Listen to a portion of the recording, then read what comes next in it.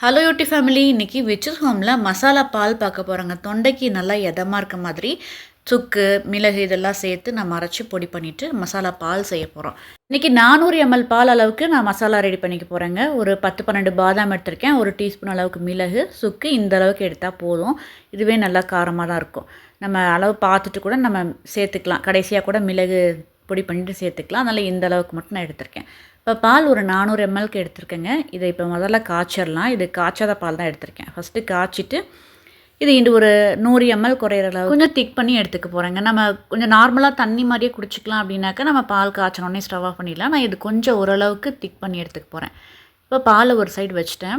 இப்போ இதுக்கு தேவையானதை நம்ம ரோஸ்ட் பண்ணி எடுத்துக்கலாம்.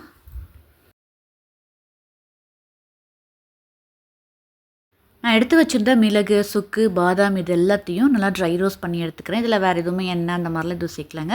சும்மா வெறும் பேனில் மட்டும் நல்லா சூடேறுற அளவுக்கு ஃப்ரை பண்ணி எடுத்துக்க போகிறேன். ரொம்ப நேரம் போட்டு வறுக்கல. ஒரு 2 நிமிஷத்துக்கு நல்லா பேன் சூடாக இருக்கணும். அந்த டைமில் இதை நம்ம போட்டுட்டு ஒரு 2 நிமிஷத்துக்கு வறுத்தோம்னா போதும். நல்ல வாசனை வருங்க.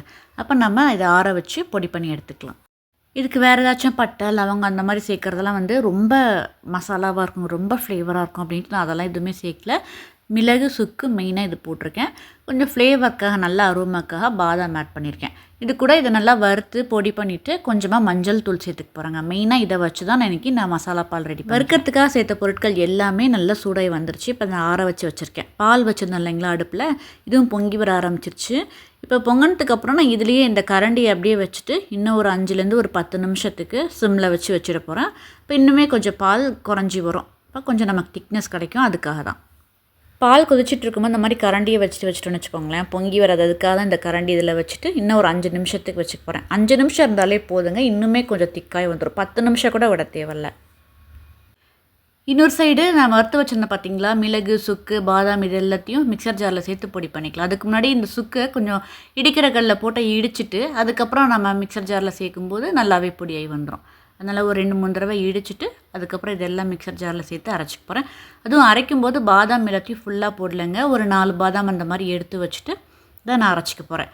அது எதுக்காக எடுத்து வைக்கிறேன்னா, பால்லாம் ரெடி பண்ணிவிட்டு கடைசியாக நம்ம பாதாமை 2-3 கட் பண்ணிவிட்டு பாலில் சேர்க்கும்போது நல்லாயிருக்கும். அதுக்காக தான் நான் எடுத்து வைக்கிறேன். இல்லைனாக்கா நீங்கள் ஃபுல்லாகவே கூட அரைச்சிட்டு சேர்த்துக்கலாம். இப்போ மிளகு, சுக்கு, பாதாம் இது எல்லாத்தையும் ஃபைனாக அரைச்சி கொண்டு வந்துட போகிறாங்க. இது ரொம்ப ஃபைனாக வரும்னு சொல்ல முடியாது. வேணால் சளிச்சிட்டு எடுத்துக்கலாம்.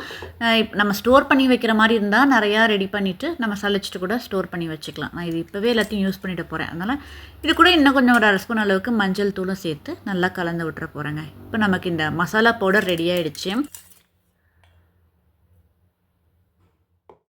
பால் ஒரு 5 நிமிஷத்துக்கு கொதிக்க வச்சுருந்தேன் இல்லைங்களா, அதில் இப்போ சக்கரை சேர்த்துக்கிறேன். 2 ஸ்பூன் அளவுக்கு சேர்த்துக்கிறேங்க. பனங்கல்கண்டு இருந்திருந்தால் அதுதான் சேர்த்துருப்பேன். பனங்கல்கண்டு இல்லைங்கிறதுனால இப்போ நான் நார்மல் சக்கரை சேர்த்து கலந்துக்கிட்டேன். மசாலா தூள் அரைச்சி எடுக்கும்போது அந்த சுக்கோட வாசனை, இந்த வீடு ஃபுல்லாக அந்த வாசனை நல்லா இருந்துச்சுங்க.